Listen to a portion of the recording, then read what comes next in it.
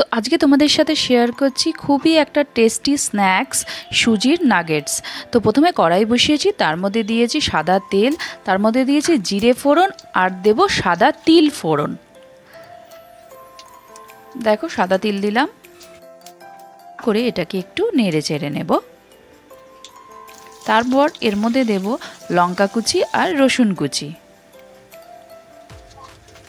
আর দেব chilli flakes দিয়ে এটাকে ভালো করে একটুখানি যখন দেখবে লাল লাল হয়ে গেছে তখন এর মধ্যে দিয়ে দেবো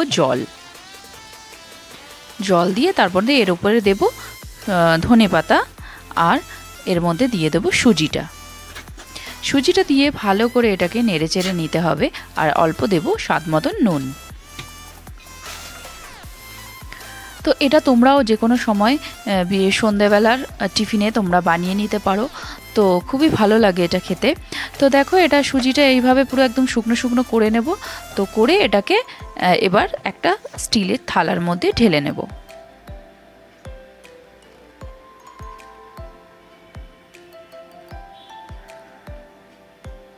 তো এটাকে থালার মধ্যে ভালো করে ছড়িয়ে একটু ঠান্ডা করে নেব।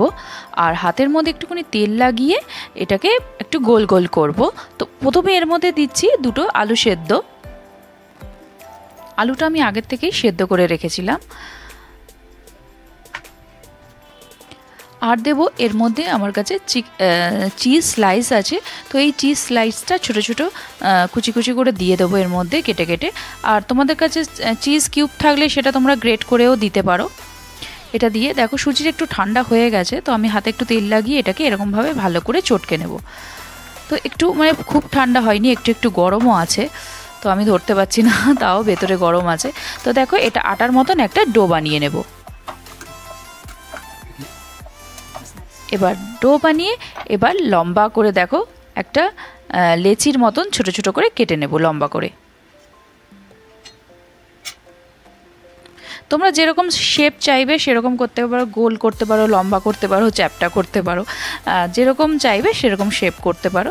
তো আমি এরকম ছোট ছোট করে নিয়ে ছোট ছোট গোল করে তার মধ্যে আবার একটু আঙুল দিয়ে চ্যাপ্টা করে নিয়েছিলাম। দেখো প্রথমে গোল করে নিচ্ছি। তো দেখো এই দেখো চ্যাপ্টা চ্যাপ্টা করে নিয়েছি আবার হাতে। এটা এই সাইজটা মানে এইরকম দেখতেও ভাল লাগে খুব, তো এরকম করে নিয়েছি। তো এদিকে কড়াই বসিয়ে দিয়েছি, ওর মধ্যে সাদা তেল দিয়ে তেলটা ভালো করে গরম করে নিয়ে আস্তে করে দিয়েছি, খুব হাই ফ্লেমে দেবে না, মিডিয়াম ফ্লেমের মধ্যে এগুলো দিয়েছি। দিয়ে দেখো হালকা হালকা নেড়ে চেড়ে দেবে, যখন একটুকুনি হয়ে যাবে কিছুক্ষণ তারপরে নেড়ে নেবে। এই দেখো লাল লাল করে আমি অল্প ভেজে তুলে নিয়েছি প্রথমে, তারপরে আবার কিছুটা এর মধ্যে দিয়ে দিয়েছি তেলের মধ্যে। তো দেখো এই দেখো লাল লাল হালকা হালকা বাদামি হয়েছে, সেখন আমি তখনই তুলে নেব। খুব একটা লাল একদম করবে না, হালকা বাদামি হবে তখনই তুলে নেবে। দেখো আমার প্লেটে ঢালা হয়ে গেছে। আমার তো সুজির নাগেটস একদম রেডি। তো ভিডিওটা ভালো লাগলে অবশ্যই একটা লাইক